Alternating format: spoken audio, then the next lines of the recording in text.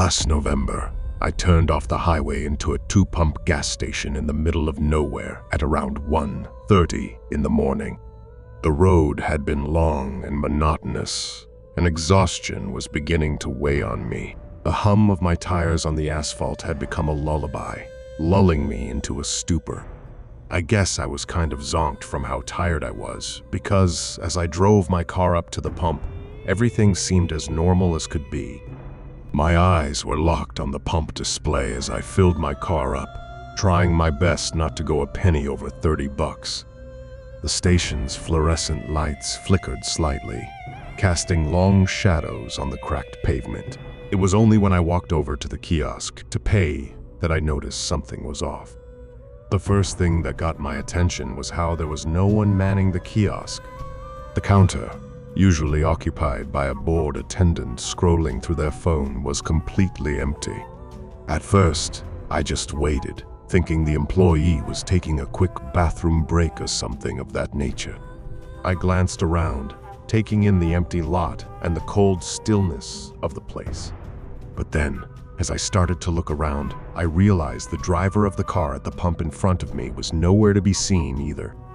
They weren't in their car, and they weren't inside the convenience store. The realization sent a small but undeniable chill down my spine.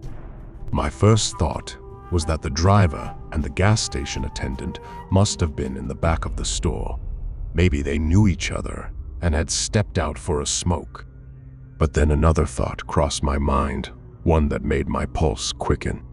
What if I had just interrupted a robbery? What if they were being held at gunpoint right now, somewhere in the back?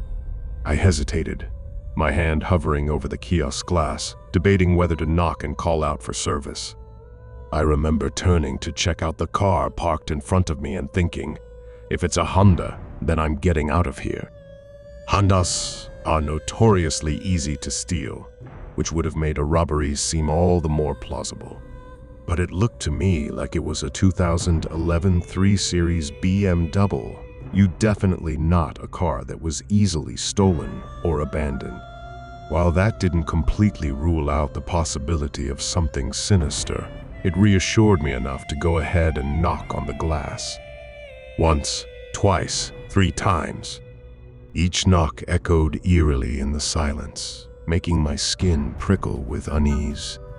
My instincts told me to leave, but my curiosity, or perhaps my concern, pushed me forward. My next move was to try the door to the convenience store. It was supposed to be locked after a certain hour, but when I pushed, it swung open effortlessly. The bright overhead lights buzzed, illuminating aisles filled with untouched merchandise. I stepped inside, calling out a hesitant hello. My voice sounded too loud in the empty space. The stillness pressed in on me, making the hairs on my arms stand on end. Thinking there might have been some kind of medical emergency, I jumped the counter and took a look around the back of the store. There was a bathroom, a storage room, and a small office, but all 3 were unlocked and empty. The further I ventured, the heavier the unease sat in my stomach. Then, and only then, did I realize that the entire gas station was completely deserted. A creeping sense of dread crawled up my spine as I checked around the back just to be sure. The night air was thick with silence, broken only by the occasional rustling of the wind. My fingers hovered over my phone, debating whether or not to call 911. It felt absurd. I hadn't witnessed anything concrete, just a gut feeling that something was terribly wrong. Finally, I made the call. At first, the dispatcher sounded skeptical, as if I were just some impatient customer annoyed at bad service. But once I explained that there was literally no one there, neither employees nor customers, she started taking me more seriously. She asked for my location and whether it looked like there had been a robbery. I remember snapping, how the hell would I know? But she calmly explained that in cases like this, an employee might still be hiding somewhere out of fear. That possibility hadn't occurred to me, and a small pang of guilt hit me. I had looked everywhere except one place, the dumpster around the side of the gas station. As I walked past it, heading back toward the highway, the thought struck me with an eerie certainty. My stomach turned, and my hand shook as I reached out to lift the lid. I only caught a glimpse before I recoiled, slamming the lid shut and stumbling backward as if I had touched something radioactive. But a glimpse was enough. Two bodies lay twisted inside, their forms grotesquely contorted. Dark stains covered their clothes, their limbs at unnatural angles. One of them was almost certainly wearing a gas station uniform. My breath hitched, and I backed away, my mind struggling to process what I had just seen. The dispatcher's voice buzzed in my ear. Sir, what's going on?" I could barely find my words. "They're in the dumpster," I choked out. "Jesus Christ, they're in the goddamn dumpster." The next 10 to 15 minutes were a blur. I had staggered to the edge of the highway, heaving up everything in my stomach. Panic set in, and the only thing grounding me was the cold air against my skin. I remembered that thing about preserving crime scenes, so in a wild panic, I had actually puked while running. Then had to hold it in my mouth before spewing it again closer to the road. My breath came in shallow gasps as I paced back and forth, waiting for the cops. When the first patrol car arrived, its flashing red and blue lights seemed almost surreal against the darkness. An officer approached cautiously, asking me to recount everything. My hands shook as I pointed toward the dumpster. His expression hardened as he radioed for backup. Another officer took my statement, assuring me that I was free to leave once they had my contact details. Shaken, I got back into my car and drove away, my knuckles white against the steering wheel. The drive home felt like a fever dream, my brain replaying the horrific sight over and over. Even as exhaustion weighed on me, sleep didn't come easily that night. The next morning, I scoured the internet for news about the gas station. Sure enough, reports confirmed that a member of the public me had found two bodies in a dumpster. But beyond that, there were no answers, no suspects, no motive. The mystery remained unsolved. Ever since that night, I've been extra careful while driving at night. I keep my fuel gauge in check and avoid sketchy, empty gas stations at all costs. Some pit stops just aren't worth the risk. If a place looks too quiet, I don't stop, I keep driving. Because now I know, sometimes silence hides something much worse. My mom is secretly praying she's not about to be robbed. The gas station where she works isn't in the worst part of town, but it's isolated enough that trouble can happen without anyone noticing right away. She watches as the goth girl talks to someone in a van parked nearby. The conversation between them only lasts a minute or two, but something about it makes my mom uneasy. The way the girl glances back at the store, the way she fidgets with the hem of her oversized black hoodie, it just doesn't sit right with her. Then, without much hesitation, the girl turns and starts walking back to the station. When the goth girl steps inside, she tells my mom that she just got some gas money from her uncle. That sounds normal enough. But then she complains about an issue with the pump, saying she can't seem to get it to work properly. My mom finds this a little odd because the pumps at this station are the most basic kind you can find, nothing fancy, nothing complicated.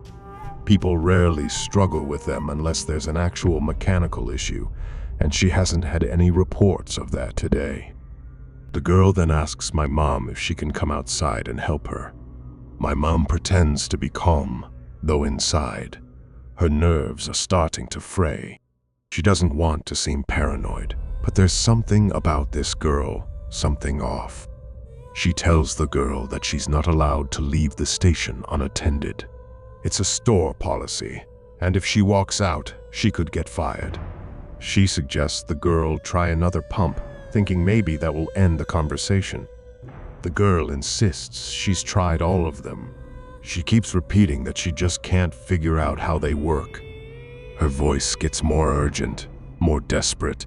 She asks again, looking my mom dead in the eyes, if she could just step outside for a minute and show her how to use one. There's a strange intensity in her gaze, something almost rehearsed about the way she pleads. My mom stands her ground and apologizes.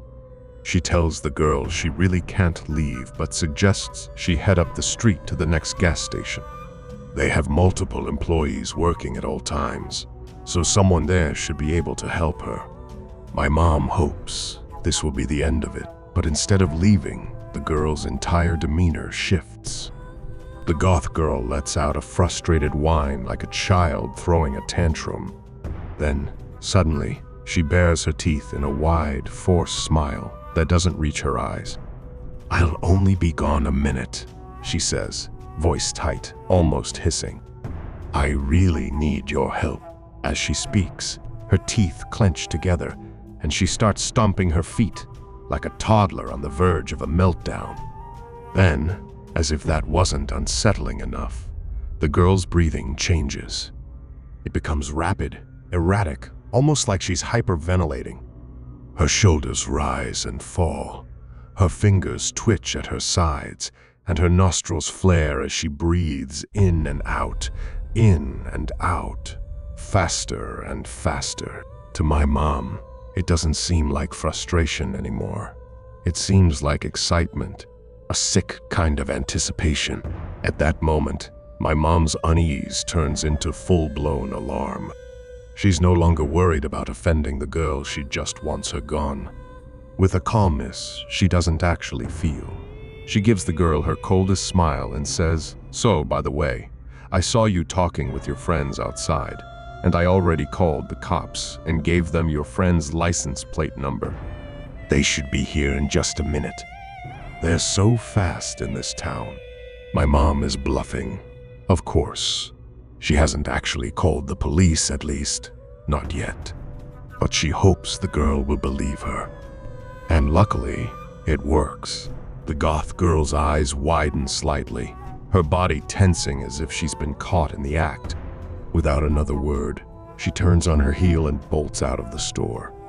My mom watches as the girl scrambles into the van, the side door still halfway open as the vehicle screeches out of the parking lot. It speeds off down the road, disappearing into the night.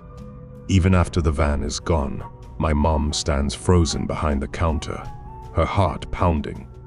It takes her a full minute before she can steady her shaking hands enough to pick up the phone and actually call the police. When the police arrive, my mom gives them a full description of the girl and the van. She doesn't know what those people wanted, but she knows in her gut that it wasn't good. The officers listen carefully, take notes, and promise to investigate. By now, my mom just wants to forget the whole thing, but a part of her is still waiting for something worse to happen. Not long after, the police contact her with an update. They found the van abandoned on the side of the road near a wooded area. What they discovered inside was disturbing. The entire interior had been destroyed, ripped apart with hammers and box cutters. The seats were slashed, the dashboard cracked, and the carpeting soaked with something dark. The officers wouldn't say exactly what they thought had happened, but they made one thing clear: whatever those people had planned for my mom, it probably wasn't just robbery. Hearing that chilled her to the bone. She couldn't stop picturing what might have happened if she had stepped outside, if she had ignored the growing dread in her gut and tried to be polite. The thought made her stomach turn. That was the final straw. A few days later, my mom put in her 2-week notice. She had spent years working at that gas station, but after that night, she realized no job was worth her safety. She wasn't going to risk her life for minimum wage and a uniform.